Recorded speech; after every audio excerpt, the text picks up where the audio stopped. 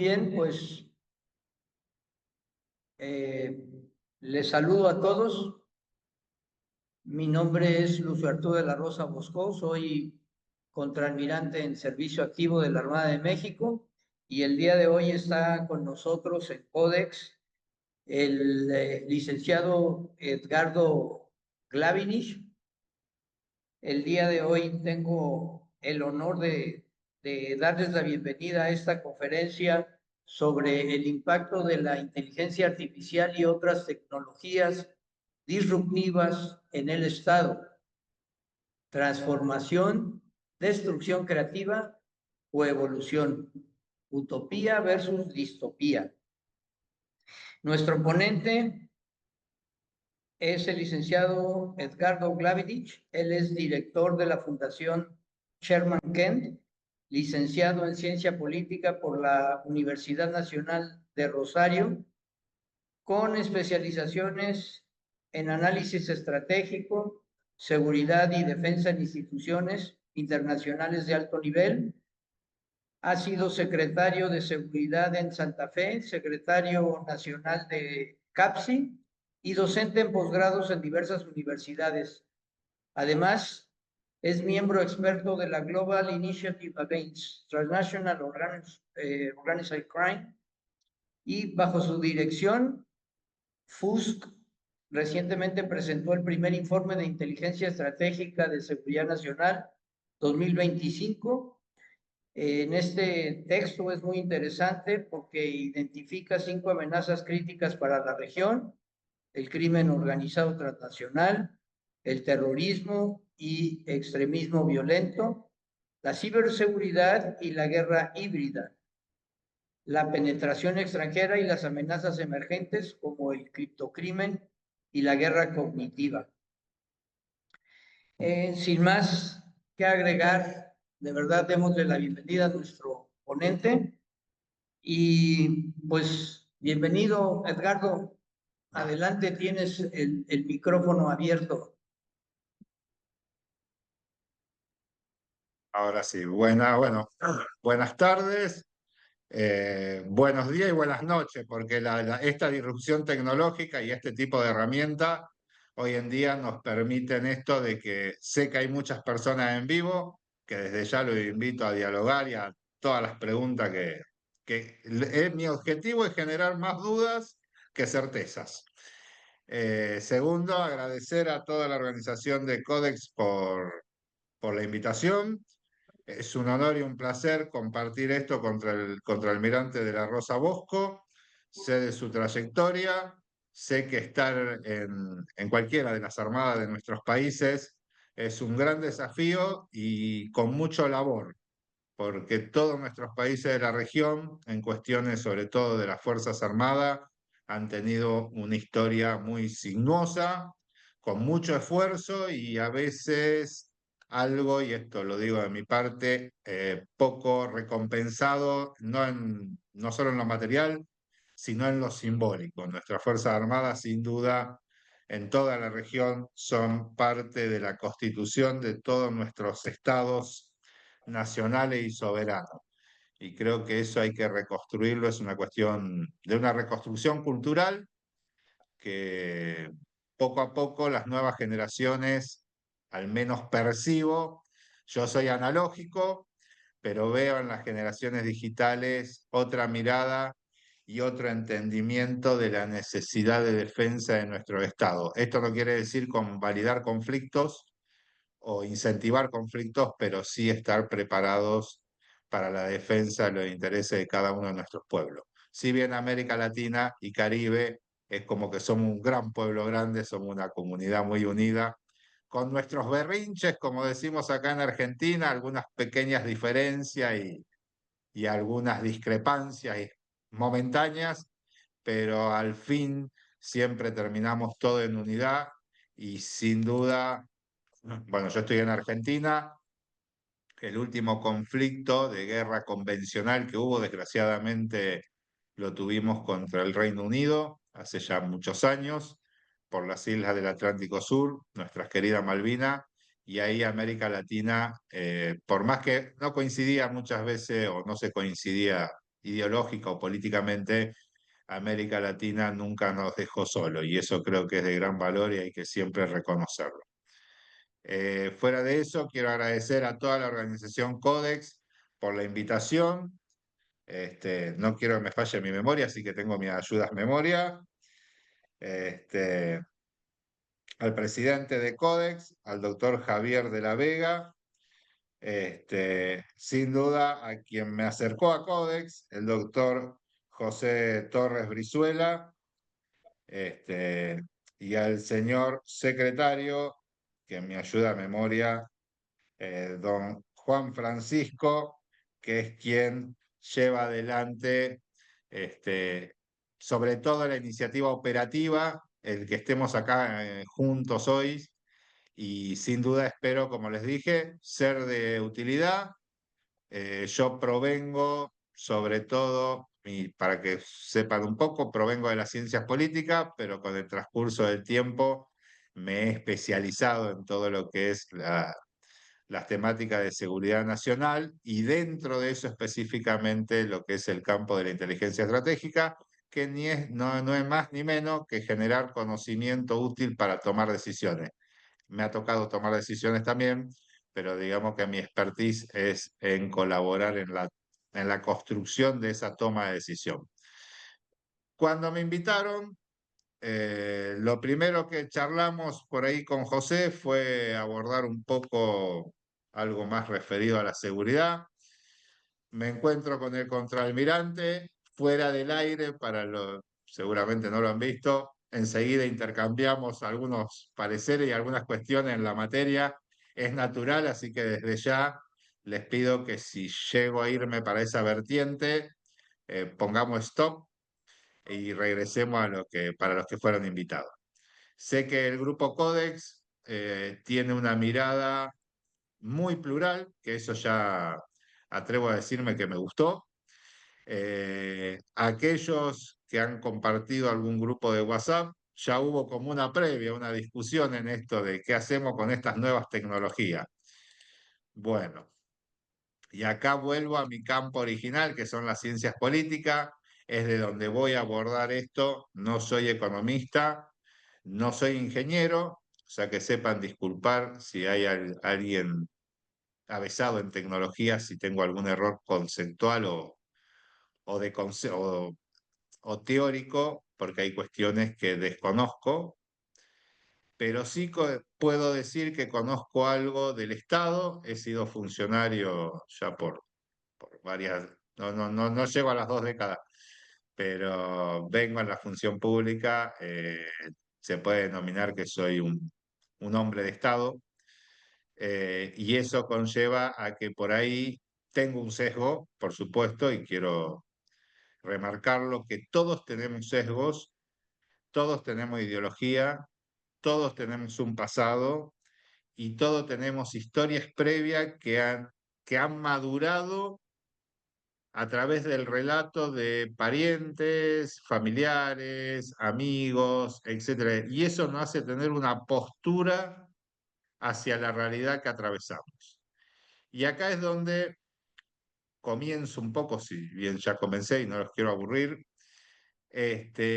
Cuando se planteó el tema es porque justamente el debate se concentra y se centra en cuanto a qué está sucediendo con estas nuevas tecnologías, con eje en el impulso que ha tenido la inteligencia artificial. Desde ya les digo que no es algo nuevo. Encontramos inteligencia artificiales ya a partir del año 40, si bien como todo este tipo de tecnología tiene un origen militar, luego pasa a la faz civil, luego tiene una denominación, que acá el contraalmirante seguramente algo conoce esto, del uso dual.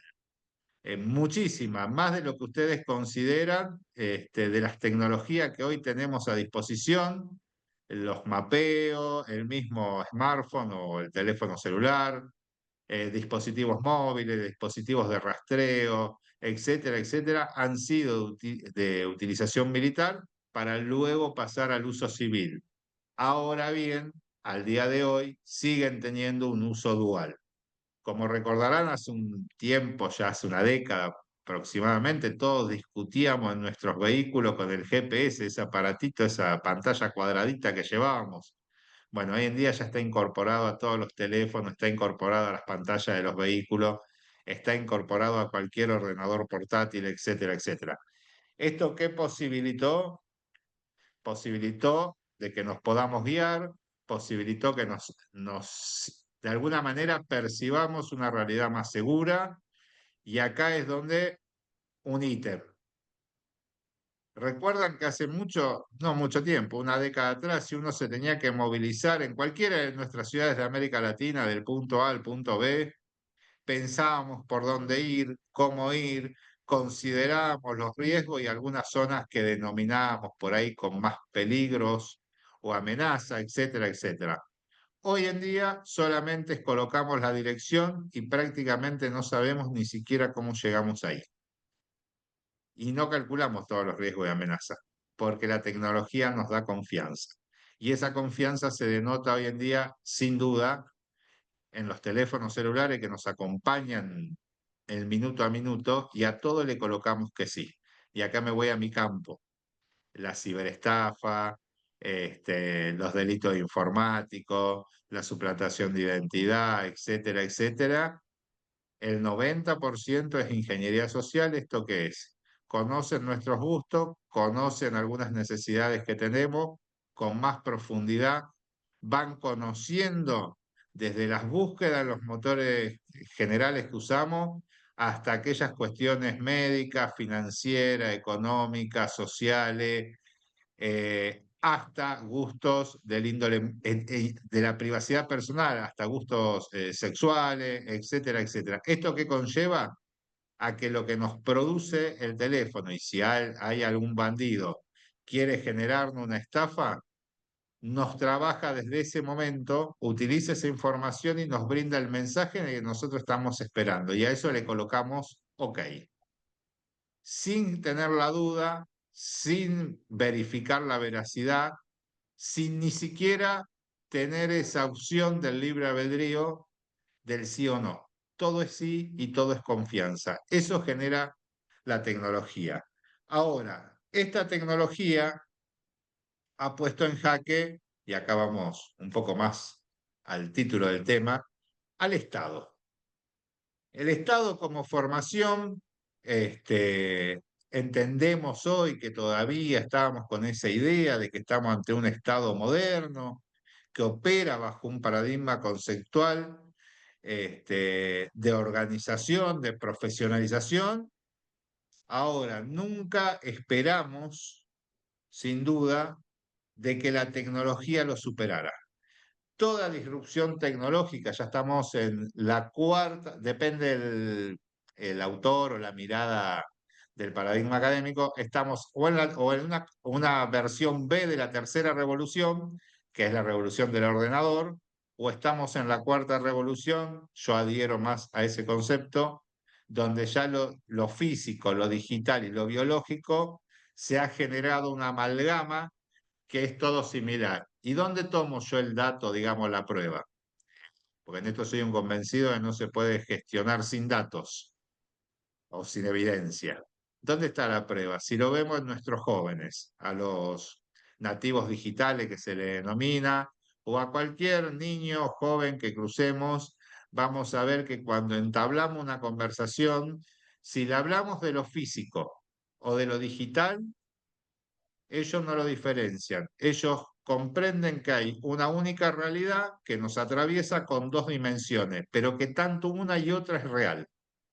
Ahora, aquellos que somos analógicos, que estamos en un proceso de adaptación o de aceptación, que es peor aún, y es un alto porcentaje de nuestra generación aún está en el proceso de aceptación, entendemos que lo que nos rodea, lo físico, lo que nuestros cinco sentidos pueden acercar, es lo real. Y lo digital, aún hoy, lo autopercibimos con algún sesgo de que es algo similar o muy cercano a la fantasía. Entonces, nunca pensamos que algo que se desarrolla en el mundo digital iba a afectar de lleno en el mundo físico.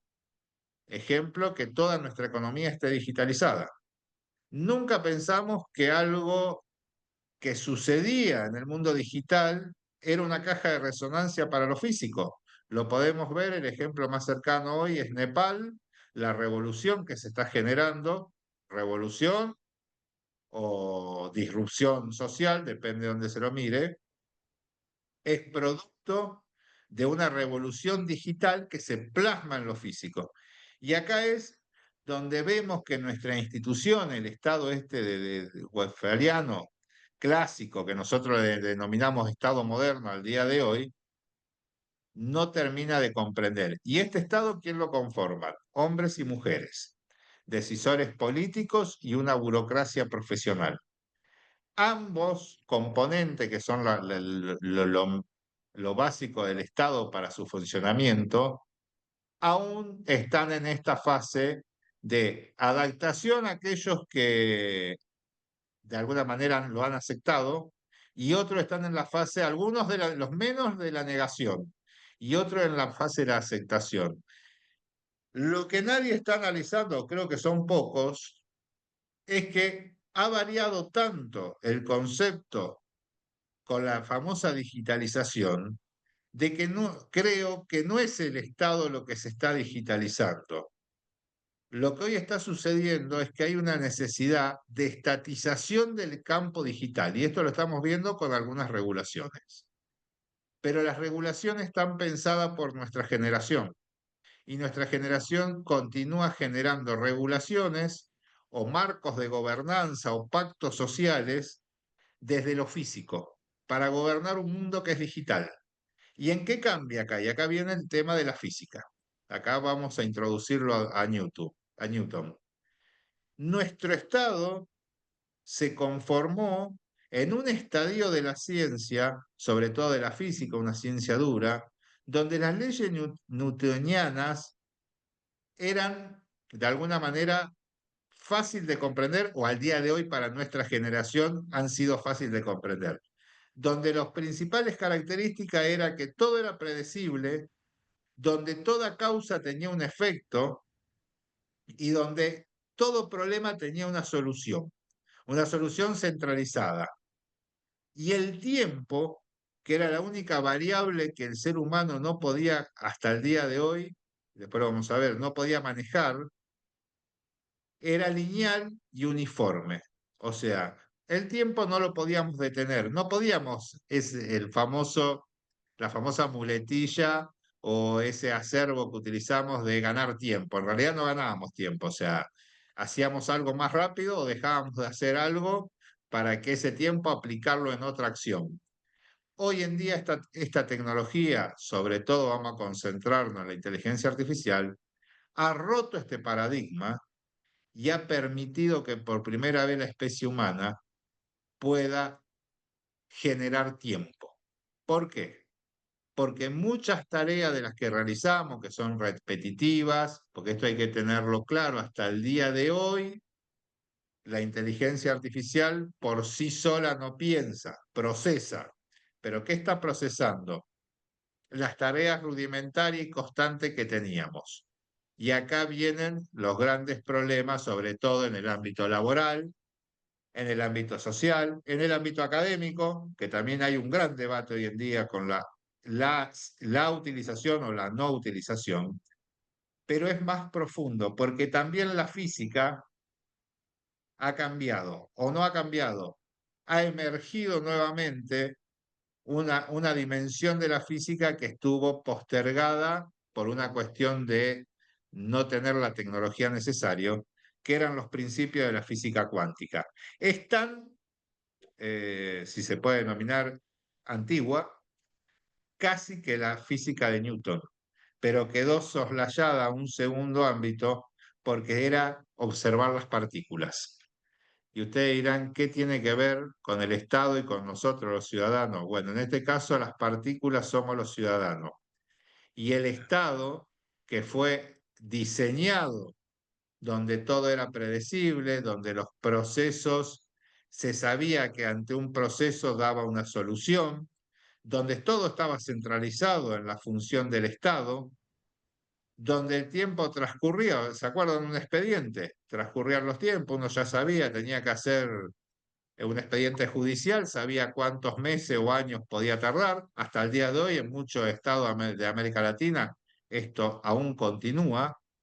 Ahora, lo que nos brindó la disrupción tecnológica es que los principios cuánticos generan algo que es, donde hay pequeñas acciones puede tener efectos masivos, cuestión que antes no sucedía, antes sucedía a cada efecto una reacción. Para que haya una reacción profunda, masiva, tenía que haber acciones masivas. ¿Esto qué es? Todos nuestros países, entre los años 50, 70 aproximadamente, tuvieron focos, si se los puede denominar revolucionario, o incorporación de los pueblos a la vida democrática, a la vida del Estado. Pero masivamente eran esas plazas, esas manifestaciones, esas ideas de lucha organizada, etcétera, etcétera. Pero era masivo, Oye, Tato, entonces, ante una causa masiva, el efecto era masivo. Ahora, en lo cuántico, una acción pequeña puede generar un efecto masivo. Una minoría, una persona que genera algo en el espacio digital, la caja de resonancia es tal que puede provocar un efecto masivo hasta en detrimento de autoridades democráticamente electas. Tenemos otra dimensión más que va cambiando. La información existe en estado simultáneo. Antes la concentraba el Estado, la diseminaba el Estado, después luego hubo una especie de denominada democratización de la información, donde eran los medios de prensa y la agencia especializada, desde el Estado sin duda las agencias de inteligencia, donde se concentraba y se comunicaba o se democratizaba la información, pero de manera ordenada. Hoy en día hay estados múltiples de información. Por eso aparecen y se pueden instaurar la fake news, la desinformación, la infoxicación, etcétera, etcétera. Hay información constante. Es más, en este momento estamos produciendo información. Todos, los que están de oyente, nosotros que estamos acá hablando, los ordenadores que estamos utilizando, todo produce información en simultáneo. Y acá es donde la observación modifica la realidad. O sea, yo no adhiero a este término de la posverdad, pero sí hay una realidad. Al ser todos productores y observadores de la realidad y poderlo comunicar, las percepciones sobre esa realidad no son únicas ni son uniformes. Entonces a veces, y parafraseo a nuestro Santo Padre ya que se nos ha ido con San Pedro, al Papa Francisco, que decía que hay que gobernar en la diversidad, y es verdad. Eso diverso hay que buscarle los conductores, pero el Estado está pensado desde la centralidad. Esas diferencias se le tornan muy complejas poder discernirlas y poder encontrar sentidos comunes. ¿Por qué? Porque antes era por medio de la fuerza y ahora, como en el mundo cuántico, lo que opina una persona en un momento puede modificar lo que opinan muchas. Pero lo que opinan muchas veces pasa un instante y difiere de lo que piensa la persona única. Entonces, genera un bucle permanente que al tomar decisiones desde el Estado, alimentan una conflictividad permanente. O sea, hoy estamos en una era de gestión del conflicto. Ahora, creo que primer desafío para un Estado moderno o un Estado postmoderno es aprender a gestionar el conflicto. O sea, lo que no debemos permitir es que escale el conflicto a niveles de violencia que no podamos retroceder. Creo que es lo primero. Y después el tema de las conexiones que trascienden el espacio y el tiempo. Ya tal vez alguien nos esté mirando mañana, pasado, dentro de unos años esta charla, y también diga, coincido, no coincido. pero ya no hay un momento y un espacio determinado. Antes, si uno se perdía la telenovela o el informativo, el momento de las noticias, tenía que leerlo en el periódico del día posterior, o bien tal vez nunca lo veía. Hoy en día tenemos la posibilidad de construir tiempo y a su vez retroceder en el tiempo. En la información, aún en lo físico no, pero en la información sí. Y esto posibilita también el prejuzgamiento continuo de lo que dijimos, de lo que diremos y de lo que estamos diciendo en el momento. Por eso creo que empezar a debatir estos temas no es empezar a debatir el fin del Estado como fin en sí, sino como disparador para decir qué Estado necesitamos, cómo hay que rediseñar esta estructura que pensamos en su momento y ya hace bastantes siglos para dirimir diferencias. O sea, el Estado fue creado básicamente para protegernos los unos de los otros, o sea, proteger la vida, proteger la propiedad y después, dependiendo acepciones, proteger algunos derechos. Sin duda, hoy tenemos consolidado el prisma de los derechos humanos, hoy termina siendo una función del Estado. Ahora, también eso se ha puesto en debate. ¿Por qué? Primero, haciendo una autocrítica, la mala utilización o la sobreutilización del término derecho humano para la protección de cuestiones que muchas veces contrarrestaban los intereses nacionales o a la propia seguridad de los individuos. Segundo, porque esos derechos también han quedado anquilosados en un mundo físico. Y esto no es nuevo. Yo charlaba los otros días con un colega que a raíz de esta exposición quería un poco jugar como al tenis para ver cómo estaba y charlábamos y decíamos, esto no es nuevo.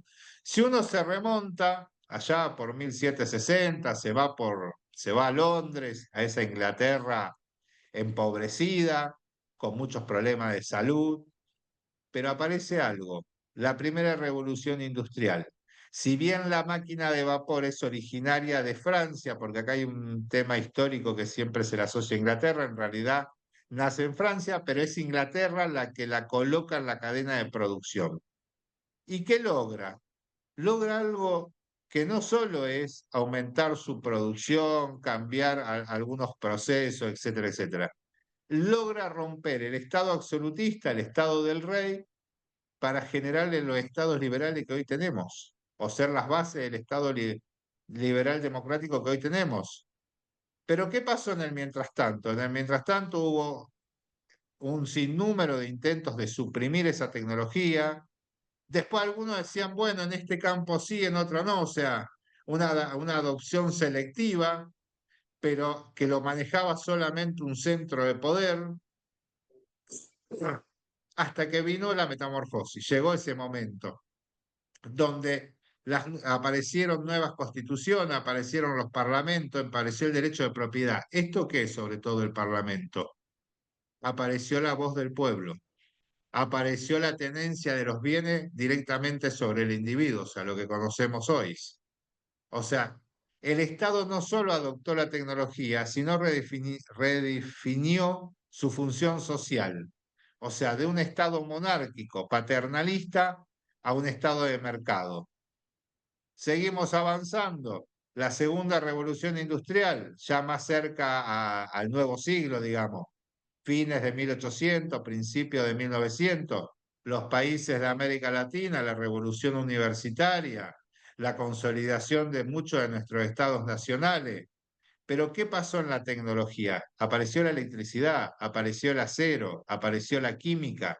Es el inicio de la consolidación de los Estados Unidos como una fuerza global. ¿Por qué? Porque entendió el cambio tecnológico. Del farmer que había emigrado de la Inglaterra empobrecida a suelo norteamericano, suelo que hoy desde Estados Unidos, al emprendedor, a ese hombre y a esa mujer que buscaron, en ese momento más hombres que mujeres, pero que buscaron y aceptaron y leyeron las nuevas tecnologías. ¿Y qué empieza a cambiar? La organización social fue ambiciosa, nació el estado de bienestar, empezó a haber mucho más derecho. Pero ¿qué sucedió en el mientras tanto? Crisis de los estados liberales porque no podían manejar qué cosa, algo nuevo que apareció con la industrialización. Nuestras grandes ciudades, que hoy en día siguen siendo de una alta complejidad su gestión y administración. Por Europa aparecía Bismarck con una Alemania pujante que después tuvo sus sinsabores y sabemos desgraciadamente qué generó ese Estado. Pero aparecieron reformas también progresistas en Estados Unidos, el fin de la esclavitud, no en todos los estados, pero en la mayoría. Aparecieron las burocracias profesionalizadas, aparecieron regulaciones, apareció la seguridad social, lo que hoy conocemos como derechos del trabajador. En ese momento empiezan en todo el continente, sobre todo en el continente americano y en Europa, empiezan a surgir estas regulaciones. ¿Por qué? Porque la masa empieza a ser partícipe, empieza a entender que hay que expandir las funciones sociales del Estado y el Estado comprende que tiene que expandir la participación. También empiezan a aparecer las primeras fundaciones, las primeras organizaciones de la sociedad civil, etcétera, etcétera. Luego, y acá es donde viene el debate, ya para 1950, o sea, posguerra, aparece lo que se denomina la tercera revolución industrial, donde ya es la primera fase de la digitalización, porque aparecen componentes tecnológicos que empiezan a facilitar procesos. Aparece la sociedad de la información, ya no tenemos solamente un periódico, La Voz de Gobierno, sino empiezan a aparecer otras voces y otros mecanismos de generación y transmisión de la información. Pero también aparecen las regulaciones más profundas del Estado, donde el Estado no solo es un agente que dirime diferencia, sino también regula y redistribuye, sobre todo en la fase de las riquezas. Pero en ese mismo momento también se torna un motor de la innovación. Aparecen las sociedades industriales, sobre todo en América Latina. Y acá, ¿qué es lo que tenemos como un patrón que vemos que va evolucionando? Desde lo militar aparece la Internet. Ya en 1950 el proyecto DARPA, que es un proyecto de defensa de los Estados Unidos, empieza embrionariamente a tomar forma. Empieza la privatización de las telecomunicaciones, ya el Estado no tiene el monopolio, empiezan empresas de telecomunicaciones desde el sector privado a funcionar, pero el Estado como agente regulador, y ya empieza de a poco, y ya llegamos muy cerquita de nuestro siglo, ya para 1980, 90, sin hablar del desarrollo aeroespacial, que es también un hito, el hombre en la luna, etcétera, etcétera. Pero vamos para no hacerlo tan largo, vamos más a nuestros días. Ya llegado año 2000, ¿se acuerdan que teníamos toda la disrupción de que se nos iban a apagar todos los ordenadores, los sistemas, etcétera, etcétera? No sucedió, pero sí sucedió algo que hay que tener en cuenta. Aparece en Estonia, luego ya superado el 2000, luego del primer ciberataque que se da simplemente por un conflicto de la mudanza de una estatua, de un monolito, aparece la ciudadanía digital. Estonia es el primer estado digital que tiene, digamos, dentro de los estados reconocidos, nuestro planeta. Y acá, ¿qué evidencia todo esto? Que fuimos muy rápido así, muy a la pasadita, pero también para no aburrir. Que se marcó un patrón. Hay una aceleración exponencial del cambio. O sea, y lo que no vemos hoy en día es que esa aceleración en el ciclo se esté de alguna manera ayornando o se esté embebiendo en los hombres de Estado, en las burocracias, en los tomadores de decisiones del sector público. Porque la primera revolución al Estado le tardó 80 años aproximadamente la transición. En la segunda estamos hablando de unos 50 años. En la tercera revolución, entre 30 y 40 años, la IA apareció, digamos, de manera masiva y se va colocando dentro del Estado en los últimos 10 años. Y el Estado aún no reaccionó. El tema es que hoy la IA ya está presente y mientras el Estado no reacciona, reacciona la sociedad civil y reaccionan ciertos actores. Ya habrán visto los grandes debates que hay a nivel global por el uso de las imágenes, por la fake news creada con estas imágenes, por alegatos judiciales, tanto de las defensas como de algunos actores de los sistemas judiciales, utilizando IA para generar sus alegatos, leyes construidas con IA, libros y conocimientos científicos producidos con IA, y aún todavía hoy el Estado formalmente no puede abordar este debate, no puede incorporar la tecnología y una adaptación del Estado para estatizar el mundo digital. El mundo digital sigue siendo anárquico. Mientras estamos produciendo un nuevo regreso a los nacionalismos a nivel global de los estados nacionales que conocemos, en el mundo digital sigue siendo anárquico. Entonces viene el momento del conflicto. Vuelvo a una noticia de estos días, Nepal. Ese mundo anárquico reaccionó en el mundo digital y produjo una reacción en el mundo físico, o sea, en el Estado nacional. O sea que por más que haya habido todas las intenciones de un nacionalismo, a ver, reconozcamos que Nepal estaba gobernado por un régimen comunista autoritario, pero fuera de esa apreciación, y esto es prácticamente una apreciación con sesgo ideológico de mi parte, pero fuera de eso, aún que esos gobernantes hubiesen querido la prosperidad de esa nación, fueron puestos en jaque por la anarquía, por esa política cuántica que está corriendo por las redes y que está permeando la realidad. Entonces creo que una de las primeras preguntas es, ¿esta política cuántica cuánto va a afectar el estado que conocemos y cuáles son las respuestas que este Estado está preparado? El otro día veía en unos grupos de WhatsApp relacionados a Codex un gran debate en cuanto a la cuestión laboral. Y aún hoy estamos con la idea fordista de querer regular el trabajo, la cuestión laboral, y yo ideológicamente coincido 100% con el movimiento obrero organizado, pero creo que lo que no entendió el Estado y tampoco han entendido las organizaciones sindicales, las organizaciones obreras, es que ya no tenemos una planta o una nave donde los obreros estaban concentrados y donde había un delegado y que cuando había una conflictividad por algún derecho no otorgado o violado, se podía manifestar de alguna manera, la manera más básica que conocemos acá en América Latina, la movilización o el paro, la no producción. Bueno, hoy en día tenemos un movimiento obrero cuántico, son partículas. Nuestros jóvenes son freelancers, nuestros jóvenes dan ese famoso portazo que nosotros nunca hubiésemos dado. Nosotros todos hicimos una carrera, yo tengo el honor en este momento de estar acá a mi lado, a un contraalmirante de la Armada de México, y sin duda él tiene toda una trayectoria, una carrera de años para llegar a ese rango. Nuestros jóvenes no quieren esperar y nuestros jóvenes, aún en el Estado, donde una de las variables principales era la permanencia en el cargo, hoy dan un portazo y dicen, me voy en busca de otra cosa.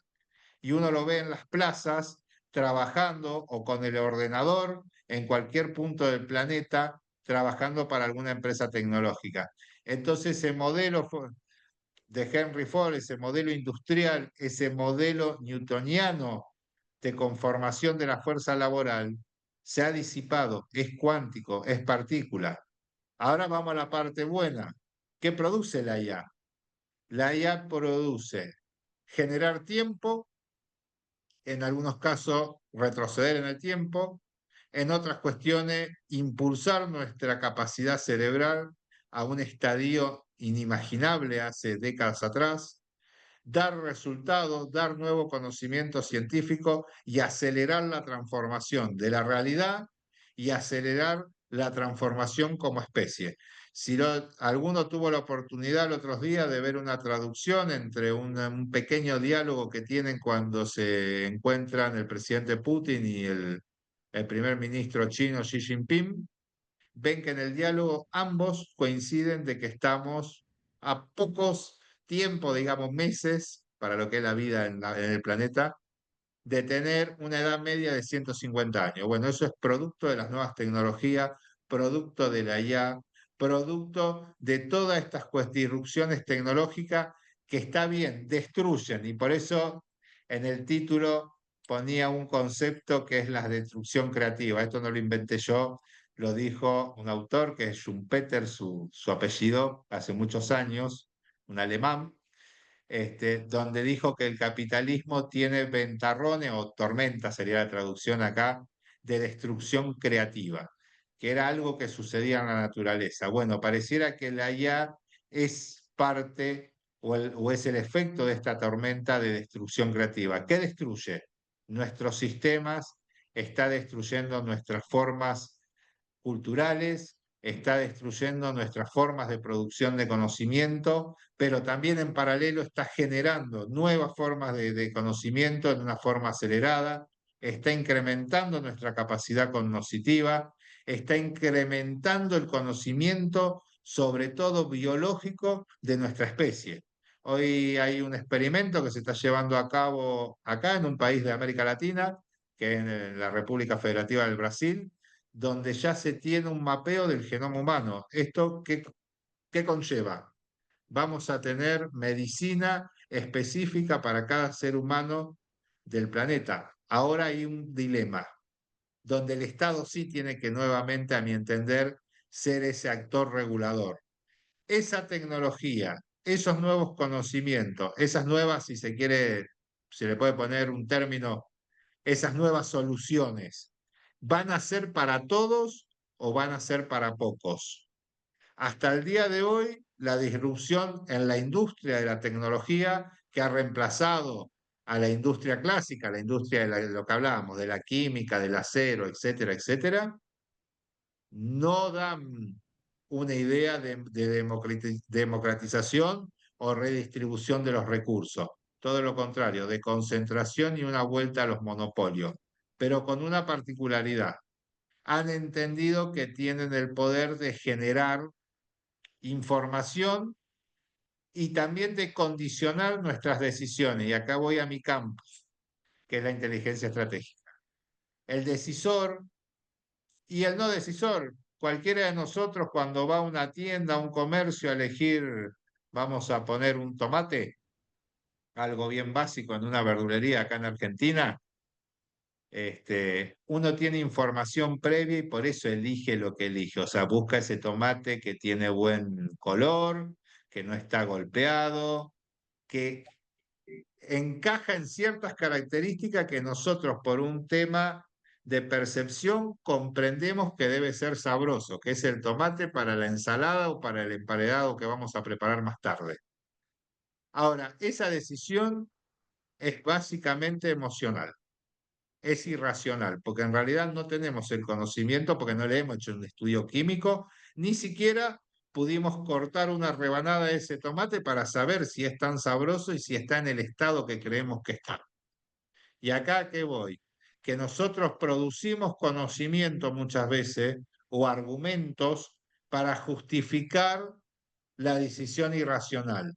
Ahora, el problema es, la IA está generando esos argumentos y muchas veces tal vez empecemos a justificar algunas decisiones que creo que nos podemos arrepentir en algunos casos, en otros no. ¿A qué me refiero? Nos podemos arrepentir y ya está comprobado de los sesgos que tiene en cuanto a racismo, en cuanto a exclusión. Por ahí no quiero traer mucho lo del campo de la seguridad, pero se los traigo con dos ejemplos. En Londres se utilizó IA para poder certificar alumnos lo que sería la preparatoria o la secundaria, dependiendo del modelo que tenga cada país. Este, y tenía un sesgo racista que ¿qué provocaba? Que los alumnos de color tuviesen menores calificaciones. En materia de seguridad, donde sí puedo dar consistencia porque he visto trabajar algunos de estos software o alguna de estas soluciones que le denominan, los softwares predictivos sin duda tienen muchísimos sesgos sobre ciertos perfiles, orígenes sociales, orígenes económicos, etcétera, etcétera, que generan tendencias de que tal vez hay mayor riesgo o mayor propensión al quebrantamiento de la ley y el orden en ciertos grupos sociales de nuestras comunidades. Y tal vez simplemente es el sesgo de aquel que escribió, como me dijo un amigo cuando le pregunté a un amigo ingeniero, ¿qué es la IA? ¿Cómo se construye? Y me dice, no, imagínate que es la receta de un bizcocho, de un bizcochuelo, de una torta, y hay un cocinero. El problema es lo que piensa el cocinero. Dice, puede ser de naranja, puede ser de limón o puede ser insulsa, pero siempre va a tener un sabor. Por eso cuando hablamos de esto, y no me quiero extender más el tiempo porque espero las preguntas y sin duda acá mi colega que me está Sí, acompañando también sus reflexiones. Creo que lo que hay que buscar es una metamorfosis entre ambas, como ha sucedido con el resto de las disrupciones tecnológicas. Creo que no hay que temerle, pero hay que conocer, porque hay una realidad. No se puede gestionar lo que no se conoce. Y no se puede conocer si uno no reconoce primero el desconocimiento, que es algo que nos cuesta mucho como especie. Y sobre todo a los decisores. Decir no sé, de esto no comprendo o de esto debo aprender, cuesta mucho. Y creo que sin duda el contraalmirante tendrá mucha anécdota porque él es un hombre de mar, donde la incertidumbre que hoy genera la IA, él lo vio en un estadio donde no es natural para nuestra especie, que es el agua, y donde esa incertidumbre se gestiona, no dando certidumbre, tomando decisiones. Y para tomar decisiones seguramente ha tenido muchísimas horas de estudio y de conocimientos de ese terreno, de esos grandes mares, para tomar la decisión acertada. Y creo que acá el Estado, para tomar decisiones acertadas, primero tiene que aceptar, adaptarse y conocer el fenómeno para empezar a gestionarlo. Contraalmirante, sí, fíjate que antes de entrarle ahí, me llama y me gusta cómo lo planteas y me surge pues una pregunta un poco retórica, ¿no? Si estamos pensando en una política cuántica que al igual que la física suma la incertidumbre y la simultaneidad como condiciones inevitables, ¿cómo podríamos aplicarla a la seguridad digital para transformar la vulnerabilidad en resiliencia, como bien lo planteaste en diferentes etapas con las revoluciones industriales? Los estados han tenido que ser resilientes ante esto, ¿no? Aquí yo sumaría un factor que comentábamos aquí en Codex la otra vez, y es la dependencia tecnológica que tienen los países, particularmente en Latinoamérica, ¿no? Esta colonización, como hay quienes la describen. ¿Mm? ¿Qué podríamos compartir? ¿Qué podrías compartirnos desde tu perspectiva, Edgardo? bueno, primero que vuelvo a lo mismo, para poder gestionar hay que conocer. Creo yo que en el campo digital, en América Latina, por una cuestión sencilla, nosotros tenemos un estadio del siglo XVIII y estamos del siglo XXI. ¿Esto qué quiero decir? Cualquier gobernante tiene que ocuparse al día de hoy de pensar cómo llevar agua potable a una población y cómo administrar la IA o el espacio digital. O sea, nuestra agenda se ha ampliado tanto que la sábana es muy corta y sobre todo los recursos. Entonces, ¿esto que ha llevado? A, a tratar de cubrir esa demanda de una manera más fácil y menos costosa, lo creímos, que es que la gobernanza y el desarrollo tecnológico en materia digital lo concentra en los países desarrollados. esto ya no es nuevo. En el siglo XX, las soluciones, sobre todo en infraestructura, lo comprábamos lo que nos decían los enlatados y entonces nos traían un puente. Y nosotros estábamos contentos porque un organismo multilateral nos donaba un puente. Resulta que cuando queríamos colocar el puente no coincidía con nuestro río, nuestro suelo no era el adecuado, había que hacer una obra para poder montar el puente. Entonces terminaba saliendo más caro y normalmente no generaba la utilidad que necesitábamos. Entonces creo que no sé, nuestro Estado primero tienen que debatir la soberanía tecnológica. Desgraciadamente, como en todas estas cuestiones, acá hubo en el año 50, algunos lo conocerán, otros no, tuvimos un presidente, ex militar, el teniente general Juan Domingo Perón, pero que venía de una revolución que se había iniciado con un civil, don Irigoyen, de otro partido político. Irigoyen introdujo a las masas, o sea, al pueblo, a poder vivir la vida democrática. Perón en su momento está justo en el momento donde explota la confrontación entre el modelo liberal, el modelo capitalista y el modelo comunista. Y es como somos capitalistas en la producción, pero redistribuimos lo que genera esa producción. Un modelo muy particular, una doctrina única que es Argentina. Pero él en uno de sus libros que escribe habla de algo muy puntual que acá me dirán por qué lo traigo a colación. Porque habla de algo que se llama el salto de la rana o el salto del sapo, le decimos acá en temas de tecnología, y él lo estaba mirando desde la faz militar, sobre todo en esa época de la aviónica. Argentina tenía una generación de ingenieros aeronáuticos que habían sido formados en otros países. Argentina tenía muy bajo desarrollo de la aviónica y este presidente quería saltar a tener los aviones a propulsión a chorro, que eran ya en ese momento aviones de combate. Entonces él decía, bueno, hay que tomar la tecnología y hacer el salto de la rana para llegar al momento actual. Yo creo que en lo que es IA y sobre todo algoritmos de todo tipo, estamos con esa posibilidad. ¿Por qué? Porque nuestros estados se han adormecido, porque los primeros códigos de desarrollo de inteligencia artificial, de desarrollo de Big Data, etcétera, etcétera, son códigos abiertos. La mayoría de los diseñadores, los primeros diseñadores de estas tecnologías tenían un alto espíritu democratizante. ¿Por qué? Porque veían a los estados como un monopolio más, en lo público, pero como un monopolio más. ¿Qué sucedió? Algunos pensaron y desarrollaron las industrias que vemos hoy en día, las grandes industrias de la tecnología, que han concentrado, pero ahora los códigos bases siguen siendo de acceso libre.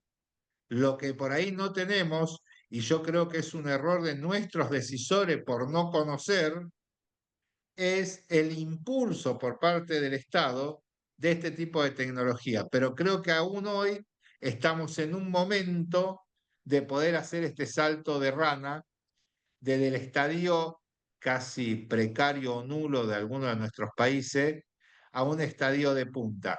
Porque primero tenemos el capital humano, que es esencial. Todas nuestras universidades de gestión pública, de gestión privada, la revolución universitaria de 1918 que se diluyó en toda América Latina todavía está presente. ¿Esto qué hace?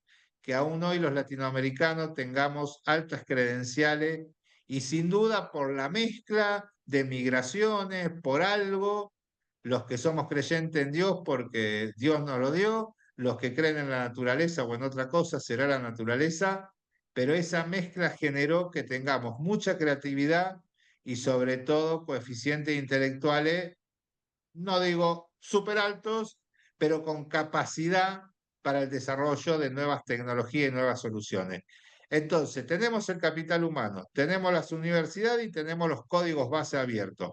Creo que lo que hay que unificar en políticas públicas es el impulso del desarrollo de esas tecnologías. Ahora, el problema que tenemos creo que también es generacional.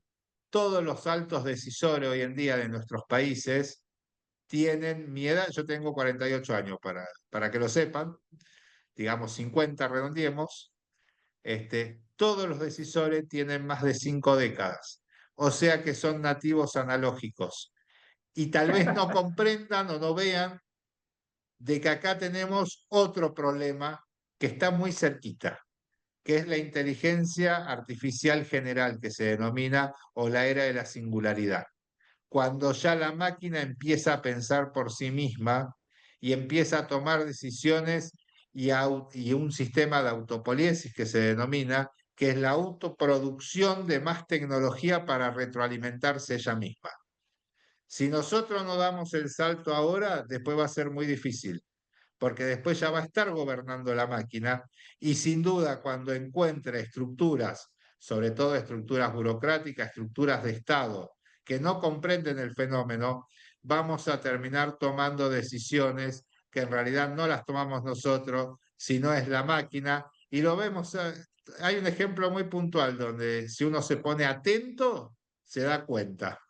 Cuando ahora los jóvenes dicen scrollear, cuando nos ponemos con nuestros aparatitos, con nuestros celulares a mirar redes sociales y por casualidad toda la gente piensa igual a nosotros y por casualidad aparecen lo que queremos comprar y uno hace clic y toma la decisión. Llega el producto a casa y no sabemos ni siquiera para qué lo queríamos. Simplemente nos condicionó la decisión. Pero peor aún, nos puede condicionar la decisión al momento de elegir las autoridades, que ya no es nuevo, hay varios casos, Cambridge Analytica hace unos años, el software Pegasus hace muy poco en algunos países de nuestra región, etcétera, etcétera, que sin duda ya hay evidencia empírica y es pública de diferentes estudios que están demostrando cómo el votante está condicionado. ¿Por qué? Porque la tecnología está conociendo nuestras emociones. Es correcto. Y bueno, pues te voy a compartir una de las preguntas aquí que nos está haciendo nuestra amiga María Esther. Dice que cuando las corporaciones globales y algoritmos desanclan derechos y la base impositiva del territorio, ¿qué paquete mínimo propondríamos para reanclar el valor y la protección sin frenar la innovación? Nos plantea tres hipótesis. Para contrastar, un pasaporte provisional y una ventanilla transnacional que siga al trabajador migrante o remoto y articulicen cotizaciones entre países. La segunda es un nexo fiscal digital, una contribución específica sobre rentas algorítmicas extraordinarias que confinancie la previsión social. Y la tercera es la debida a la diligencia laboral algorítmica, el reconocimiento algorítmico, de subordinación algorítmica y trazabilidad de decisiones y el empleo. Esta pregunta es eh, interesante desde mi punto de vista, Edgardo, porque así como la plantea María Esther, pues es parte de lo que tú comentabas o de lo que yo te preguntaba sobre la resiliencia que tienen que generar los estados. En la hipótesis de un pasaporte, digamos, provisional de ventanilla transaccional, pues yo diría que ese pasaporte social tendría que ser aquel que siga al trabajador en las diferentes partes para que haya una garantía en la seguridad social, ¿no?, de los países y esto pues sí implicaría que haya una flexibilidad en las leyes actuales como están planteadas para poder garantizarle la seguridad a los ciudadanos por lo menos de una región, ¿no? Y esto podría reducir los vacíos legales que hay en los empleados, en los trabajadores transfronterizos, ¿no? Creo que si existiera ese pasaporte provisional, pues habría protección a los derechos individuales, pero también creo que existe un riesgo porque pues se requiere una arquitectura multilateral muy robusta, estilo Organización Internacional del Trabajo o acuerdos entre la OCDE para evitar una burocracia excesiva. En cuanto al nexo fiscal, yo pienso que eh, el nexo fiscal digital reconoce que el valor ya no se genera únicamente donde se instala una empresa, sino también donde están los usuarios y los datos.